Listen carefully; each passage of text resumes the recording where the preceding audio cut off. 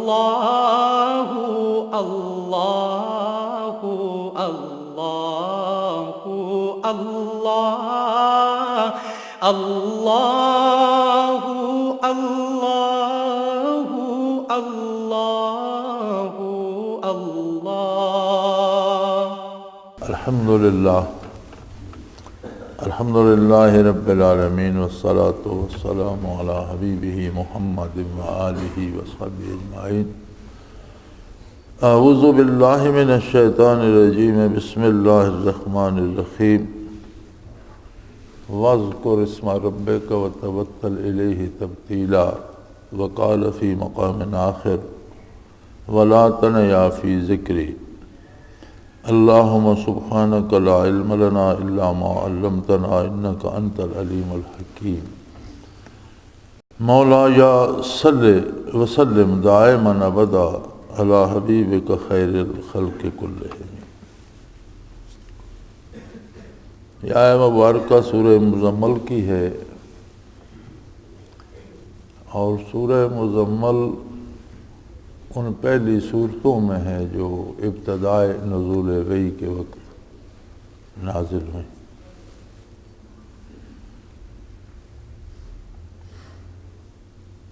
اس میں جو حکم دیا گیا ہے یہ بڑی عجیب اور بڑی نازک اور بڑی سمجھنے والی صورتحال ہے کہ انبیاء تخلیقی طور پر نبی ہوتے ہیں، حادثاتی طور پر نہیں بنتے۔ نبیوں کو اللہ نے تخلیق ہی بحیثیت نبی کیا ہے، اور حضور صلی اللہ علیہ وسلم کی عظمت بھی روز اول سے ہے۔ اور جب بنی نوع انسان سے اللہ کریم نے اپنی عظمت کا وعدہ لیا تو 7 انبیاء سے حضور اکرم صلی اللہ علیہ وسلم کے اتباع، اطاعت اور تعاون کا عہد بھی یوم الست کو ہوا۔ تو اس کا مطلب ہے نبی الست سے نبی ہیں، لیکن معاملات قدرت کے جو ہیں ان کا ایک طریقہ کار ہے۔ نبی بھی جب دنیا میں تشریف لاتا ہے تو کوئی نہیں اعلان کرتا کہ میں نبی ہوں، جب اللہ چاہتا ہے اعلان ہوتا ہے۔ اعلان نبوت تک بھی نبی ہوتا تو نبی ہے، لیکن نبوت کا اعلان نہیں فرماتا۔ اس دوران بھی نبی کو ایک خاص ولایت الہی حاصل ہوتی ہے جسے ولایت نبوت کہا جاتا ہے۔ مراقبات کے سلسلے میں بھی ولایت نبوت الگ ہے، اور جہاں اولیاء اللہ کی ولایت ختم ہوتی ہے وہاں سے ولایت نبوت شروع ہوتی ہے عالم بالا میں۔ ولایت نبوت کسی ولی کا گھر یا حال نہیں بنتی، بلکہ ولی وہاں جنہیں خوش نصیبوں کو داخلہ نصیب ہوتا ہے تو اس کی حیثیت حضرت رحمۃ اللہ علیہ فرمایا کرتے تھے ایسی ہوتی ہے جیسے بادشاہ کے ساتھ اس کے خادم بھی محل میں رہتے ہیں۔ محل تو بادشاہ کا ہی ہوتا ہے، لیکن اس کے نوکر چاکر، اس کے باڈی گارڈ، اس کے خادم سارے محل میں رہتے ہیں۔ ولایت انبیاء میں کسی ولی کو اگر داخلہ ملے تو بحیثیت خادم ملتا ہے، وہ اس کا اپنا مقام نہیں ہوتا۔ تو اس کا مطلب یہ ہے کہ نبی کا وجود تو تخلیقی طور پر اگر نبی ہے تو پھر ذاکر ہے، غفلت کا تو سوال پیدا نہیں ہوتا۔ دنیا پہ تشریف لانے کے بعد بھی انبیاء ذکر، نبی کریم صلی اللہ علیہ وسلم کی حیات طیبہ میں آپ دیکھ لیں کہ مہینوں حرا میں تشریف لے جاتے تھے، خلوت میں رہتے تھے، تو ذکر ہی کرتے تھے، اللہ اللہ ہی کرتے تھے۔ پھر جب نبی مبعوث ہو گئے اور نبوت کا تاج پہنا دیا گیا، لوگوں کو بھی اعلان نبوت ہو گیا، تو نبی کا وجود مبارک تو پوری امت کے وجودوں کو ذاکر کرنے کی صلاحیت دے کر مبعوث کیا جاتا ہے۔ جو نبی جتنی مخلوق کی طرف اور جتنے زمانے کے لیے مبعوث ہوا، اس زمانے کے ہر سوال کا جواب اس کو عطا کیا گیا، اس زمانے کی ہر نیکی کی خبر دی گئی، ہر برائی سے آگاہ کیا گیا، اور ہر اس وجود کو اگر وہ سارے وجود ایمان لے آئیں تو سب کو منور کرنے کی توفیق اسے عطا کی گئی، استعداد عطا کی۔ آقا نامدار صلی اللہ علیہ وسلم جب مبعوث ہوئے تو آپ بعثت عالی سے لے کر قیامت تک کی ساری انسانیت کے لیے مبعوث۔ یا ایھا الناس انی رسول اللہ الیکم جمیعا، اے اولاد آدم تم جہاں تک ہو اور جب تک ہو میں تم سب کے لیے رسول ہوں۔ اس کا مطلب ہے کہ قیامت تک آنے والی انسانیت ساری اسلام قبول کر لے، ساری ذکر شروع کر دے تو سب کے دلوں کو، سب کے وجودوں کو، سب کو منور کرنے کی طاقت نبی کریم صلی اللہ علیہ وسلم کی ذات عالی میں موجود ہے۔ اب جو ذات کائنات کو ذاکر کر سکتی ہے اسے حکم دیا جا رہا ہے وَاذْكُرِ اسْمَ رَبِّكَ، اپنے پروردگار کے نام نامی کا، اس میں ذات کا ذکر کیجئے، اللہ اللہ اللہ کیجئے، اور اس حد تک کیجئے وَتَبَتَّلْ إِلَيْهِ تَبْتِيلًا کہ صرف اللہ رہ جائے دل میں بھی، دماغ میں بھی، کوئی دوسری چیز نہ رہے، اتنی کو کثرت سے کرے۔ سوال یہ پیدا ہوتا ہے کہ نبی جو لباس زیب تن فرماتا ہے وہ ذاکر، اس کا تار تار ذاکر ہو جاتا ہے۔ نبی جو نالین مبارک استعمال کرتا ہے اس کا ذرہ ذرہ ذاکر ہو جاتا ہے۔ نبی جو بستر استعمال کرتا ہے ذاکر ہو جاتا ہے۔ آپ جانتے ہیں حضرت ابو سفیان قبول اسلام سے پہلے جب مدینہ منورہ حاضر ہوئے کہ مشرکین مکہ نے عہد توڑ دیا ہے تو میں اس کو بحال کرنے آیا ہوں، تو ان کی صاحبزادی حضور صلی اللہ علیہ وسلم کے نکاح میں جو تھی بیٹی کے گھر گئے، تو جب بیٹھنے لگے تو انہوں نے کہا ٹھہر جاؤ، تو انہوں نے بستر لپیٹ کر ایک طرف کر دیا۔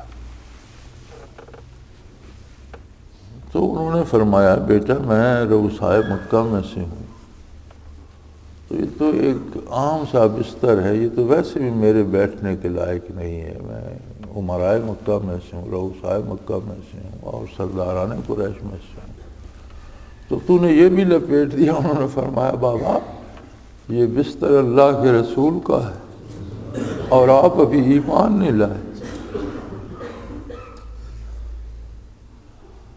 یعنی وہ بستر بھی ذاکر ہے اور ایمان نہ لانے کی صورت میں آپ کو اس پر بیٹھنے کا حق نہیں ہے۔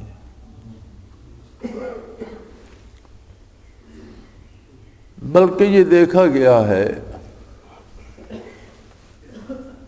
کہ صحرائے عرب میں جہاں جہاں سے حضور تشریف لے گئے ہیں ان راہوں سے گزرے تو حد نظر تک نور ہی نور نظر آتا ہے۔ آج بھی وہ کیا ہے، جہاں تک حضور کی نگاہ عالی پہنچی ہر چیز منور ہو گئی، اور سارا نور ذکر الہی کا ہے، ہر ذرہ ذاکر ہو گیا، ہر پتا ذاکر ہو گیا، ہر ڈالی ذاکر ہو گئی، ہر پتھر ذاکر ہو گیا۔ تو پھر کیوں حکم دیا جا رہا ہے وَاذْكُرِ اسْمَ رَبِّكَ؟ ایک عجیب صورتحال آپ نے بھی محسوس کی ہوگی، اب ایسے ساتھی بھی ہیں جنہیں عرصہ دراز گزر چکا ہے حضرت رحمۃ اللہ کی خدمت میں، 40 سال، 45 سال، 35 30 سال ہو گئے ہیں ذکر کرتے۔ تو ہر کام انسانی مزاج ہے کہ ایک روٹین بن جاتی ہے. ہم صبح بھی ذکر کر لیتے ہیں، شام بھی ذکر کر لیتے ہیں، اللہ توفیق دیتا ہے، اور اس کے بعد بھول جاتے ہیں اور سمجھتے ہیں کہ ہم نے حق ادا کر دیا. جی صبح گھنٹہ ذکر کیا تھا، شام کو 1.5 گھنٹہ کیا تھا. مقصد یہ نہیں ہے. مقصد یہ ہے کہ ذکر دوام ہو، رات دن ہو، صبح و شام ہو، ہمہ وقت ہو. اب یہ ہمہ وقت جو ہے، ایک تو ہے کہ وجود کی روٹین بن گئی، جی وجود کے ذرات ذاکر ہو گئے، وہ کرتے رہتے ہیں، کرتے رہے. لیکن فرمایا اس میں تیرے ارادے کو بھی دخل ہو، تو اپنی مرضی سے بھی ذکر کر. وجود کا ذاکر ہو جانا، ذرے ذرے کا ذاکر ہو جانا ایک اور بات ہے، وہ اللہ کی عطا ہے. لیکن اے مخاطب، تو نے کتنی دیر اپنے ارادے سے ذکر کیا؟ کیا تو اسی روٹین پر بس کر گیا یا ہمہ وقت متوجہ ہو کر ذکر کرتا بھی ہے؟ یہاں آ کر جب ہم دیکھیں گے تو ہمیں سمجھ آئے گی کہ ہم میں تو بہت کوتاہی ہے. ہم تو اپنے معمولات کو وہی صبح شام پہ سمجھتے ہیں، چاہے چلو صبح رہ گیا شام کر لیا، شام رہ گیا صبح کر لیا. تو یہ وقت کام اس طرح کرنے کا تو نہیں ہے. اور حکم دیا جا رہا ہے آقا نامدار صلی اللہ علیہ وسلم کو، حالانکہ آپ عمدن بھی ہر حال میں ہر وقت ذکر فرماتے.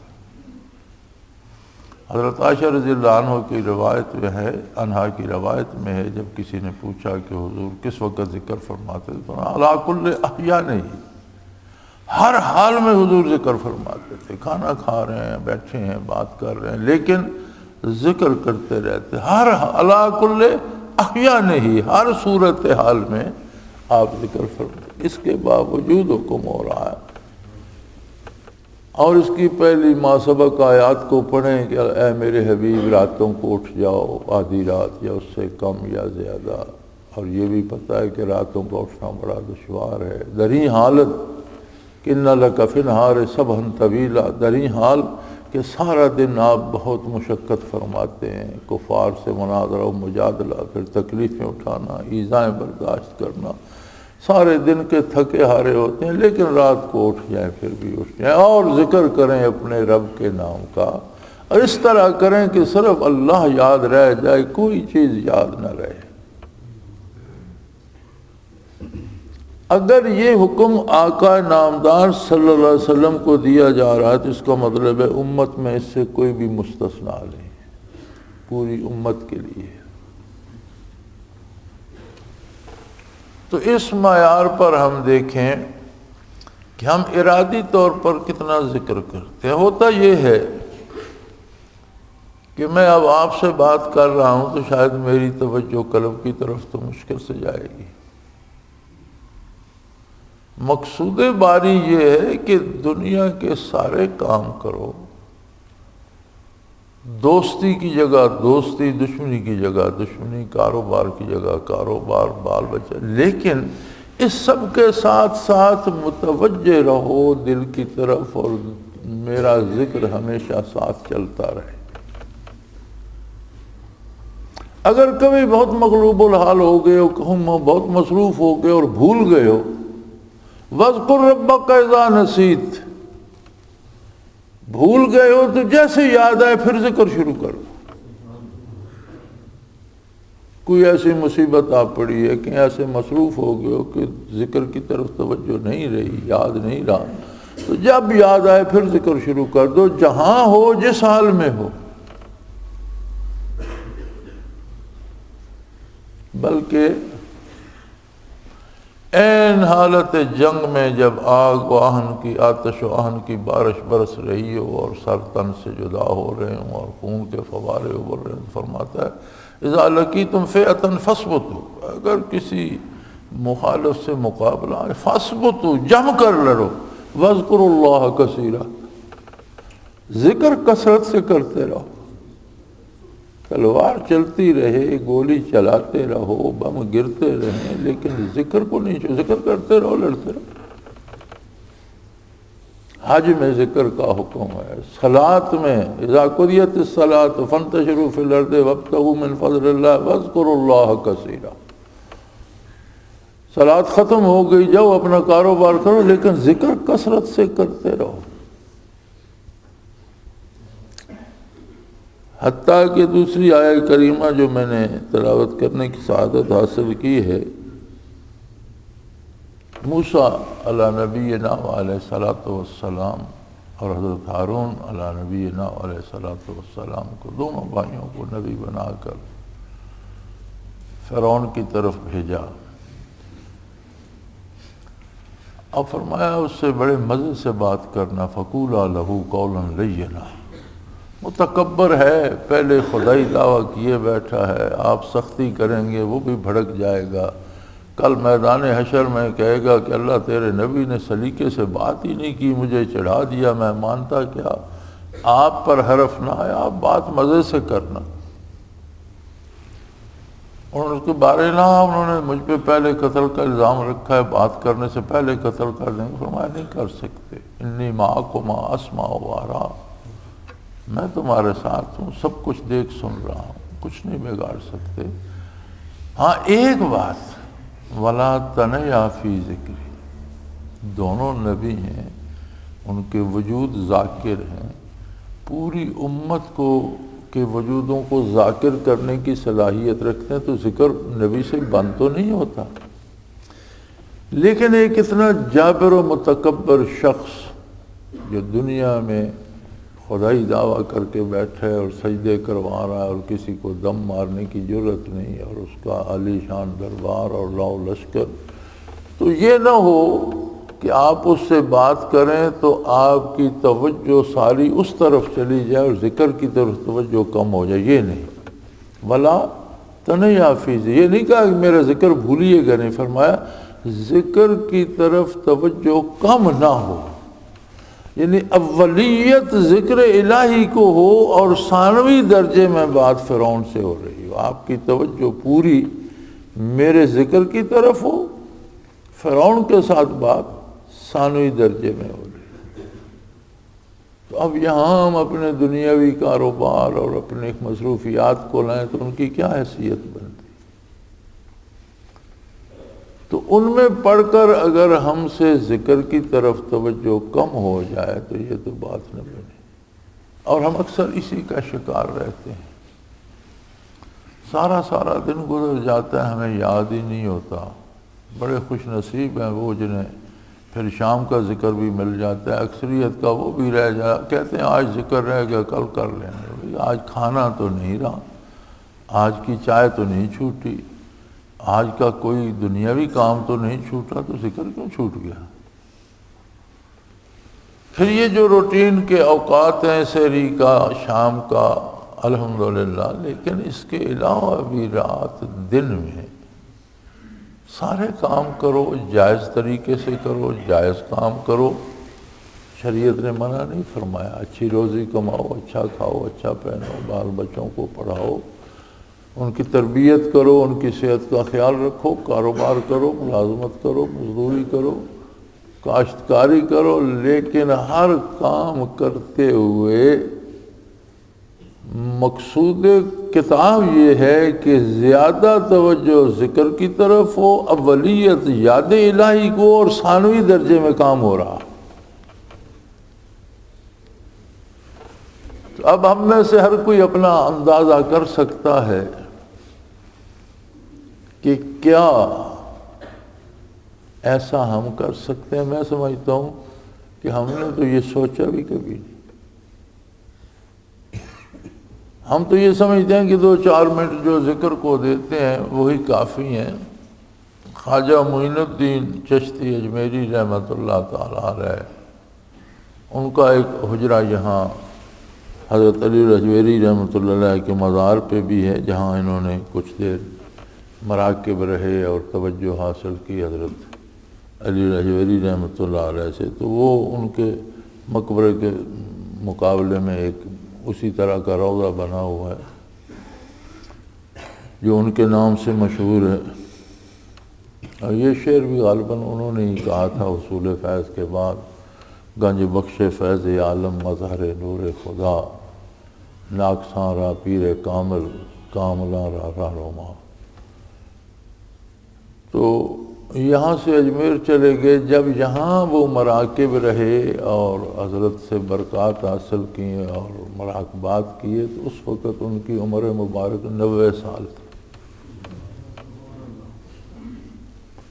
اجمیر میں 30 برس رہے، وقت وفات آپ کی عمر مبارک 120 برس تھی۔ جو میں عرض کرنا چاہتا تھا، ایک دن باتوں میں حضرت رحمۃ اللہ علیہ کے جب تھوڑے ساتھی ہوتے تھے تو یہ باتیں بہت چلتی تھیں، پھر بہت بھی آ گئے تو پھر بھی چلتی رہتی تھیں، لیکن اس کثرت سے نہیں۔ تو حضرت نے کسی ساتھی سے فرمایا کہ یار خواجہ صاحب سے پوچھو تو صحیح کہ حضرت آپ نے یہ جو معمولات لطائف جو کرتے ہیں، معمولات جو ہم کرتے ہیں، تو یہ کتنا عرصہ کیے تھے؟ مناظر تو ان کے بہت بلند تھے، تو یہ عالم امر تک ان کے مناظر بالا میں تشریف رکھتے تھے، تو یہ لطائف کتنا عرصہ کیے؟ چونکہ پھر چھوٹ جاتے ہیں۔ تو انہوں نے فرمایا کہ مرض الموت میں 4 دن مجھ سے چھوٹ گئے تھے۔ موت جس مرض سے میری ہوئی، مرض کی شدت کی وجہ سے 4 دن میں معمول نہیں کر سکا، باقی میں نے عمر بھر لطائف نہیں چھوڑا۔ 4 دن مجھے ہوش نہیں تھا، یا طاقت نہیں تھی، یا کمزوری تھی۔ مرض الموت میں 4 دن مجھ سے چھوٹ گئے تھے۔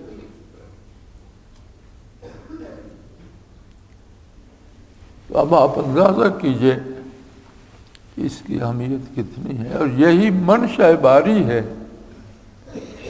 وَاذْكُرِ اسْمَ رَبِّكَ وَتَبَتَّلْ إِلَيْهِ تَبْتِيلًا وَلَا تَنْسَ فِي ذِكْرِهِ وَاذْكُرْ رَبَّكَ إِذَا نَسِيتَ۔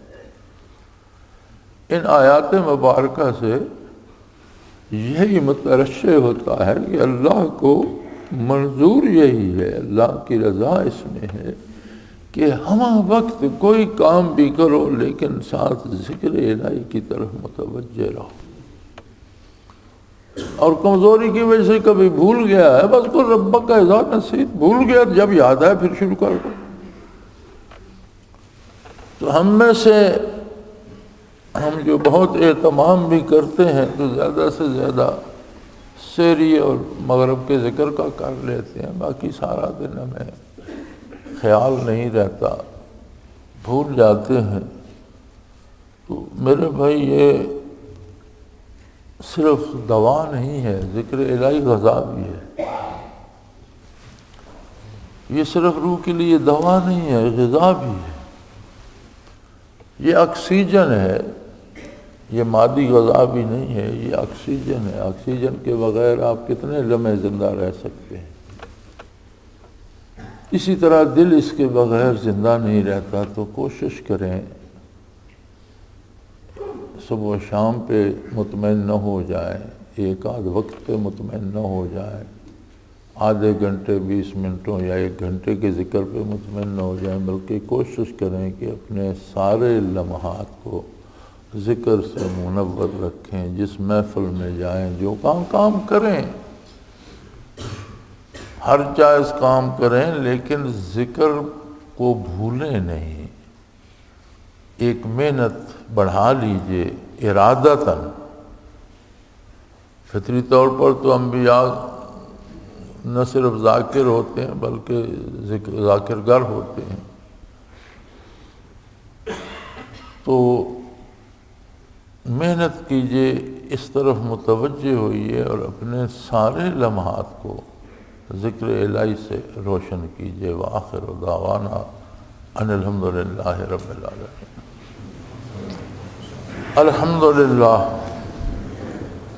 الحمدللہ رب العالمین، والصلاة والسلام علی حبیبہ محمد وآلہ وصحبہ۔ اللہم ربنا لا تقتلنا بغضبک ولا تہلکنا بعذابک واعف عنا قبل ذلک اللهم ربنا لا تسلط علينا من لا يرحمنا أنت ولينا في سفرنا وحضرنا في مالنا وأهلنا أنت ولينا في الدنيا والآخرة توفنا مسلمين وألحقنا بالصالحين اللهم انصر الإسلام والمسلمين اللهم أيد الإسلام والمسلمين اللهم اعز الإسلام والمسلمين فإنك على كل شيء قدير۔ اللہ کریم ہمیں توفیق ذکر عطا فرما، اپنی یاد سے سینوں کو منور فرما۔ اللہم ربنا نور قلوبنا بنور المعرفت والایمان۔ یا اللہ ہمیں بخش دے، ہمارے والدین کو بخش دے، ہماری اولادوں کو بخش دے، ہمارے بہن بھائیوں کو بخش دے، ہمارے ملنے جلنے والوں کو بخش دے۔ عامت المسلمین پہ رحم فرما، سب کو ہدایت پہ جمع فرما۔ اللہ کریم اس ملک کو ہمیشہ قائم رکھ اور اس پر حق و صداقت کی حکومت قائم فرما۔ نیک لوگوں کو حکمران اور عادل حکمران عطا فرما۔ اللہم ربنا لا تؤاخذنا ان نسینا واخطأنا ربنا ولا تحمل علینا اصرا کما حملته على الذین من قبلنا ربنا ولا تحملنا ما لا طاقة لنا به واعف عنا واغفر لنا وارحمنا انت مولانا فانصرنا على القوم الكافرين وصلی اللہ تعالی علی حبیبہ محمد وآلہ وسلم۔ اللہ اللہ اللہ اللہ اللہ اللہ اللہ اللہ۔ حضرت امیر محمد اکرم آوان مد ذلہ العالی دارالعرفان منارہ ضلع چکوال میں سالہ سال سے قرآن و حدیث کے اوپر خطابات کر رہے ہیں اور سلسلہ نقشبندیہ اویسیہ کے مطابق لوگوں کو ذکر الہی کی تربیت دے رہے ہیں۔ وہ قرآن پاک کی تفسیر ترتیب وار بیان کر رہے ہیں۔ تفسیر قرآن کو وہ موجودہ ملکی اور بین الاقوامی حالات کے مطابق بیان کرتے ہیں۔ موٹر وے سے کلر کہار کے انٹرچینج سے نکلتے ہوئے کلر کہار کی جھیل سے ہوتے ہوئے میانی، بوچھال اور نور پور سے گزرتے ہوئے دارالعرفان منارہ پہنچ سکتے ہیں۔ حضرت امیر محمد اکرم آوان نے بچیوں اور بچوں کی دینی اور دنیاوی تعلیم کے لیے سقارہ اکیڈمی کے نام سے ایک درسگاہ بھی قائم کی ہے، جس کا افتتاح ملک پاکستان کے صدر جنرل محمد ضیاء الحق نے اپنے دست مبارک سے کیا تھا۔ وہ تمام احباب جو اسلام کی طلب رکھتے ہیں ان سے گزارش ہے کہ دارالعرفان منارہ ضلع چکوال میں امیر محمد اکرم آوان صاحب کے خطابات سے مستفید ہوں۔ وہ ہر جمعے کو نماز سے پہلے بیان فرماتے ہیں۔ ہر ماہ کی پہلی اتوار کو ماہانہ اجتماع ہوتا ہے جس میں آپ خصوصی خطاب فرماتے ہیں اور پاکستان کے چاروں صوبوں سے احباب اس اجتماع میں شرکت کرتے ہیں۔ اس کے علاوہ یہاں سال میں 2 مرکزی اجتماعات بھی ہوتے ہیں، ایک رمضان المبارک میں اعتکاف کا اجتماع اور دوسرا جولائی اور اگست میں 40 دن کا اجتماع ہوتا ہے جس میں روحانی تربیت کی جاتی ہے۔ اپنا خون سیماب دے کر اتنا ہم کر جائیں گے، نام آقا کا چمن میں پھر رقم کر جائیں گے۔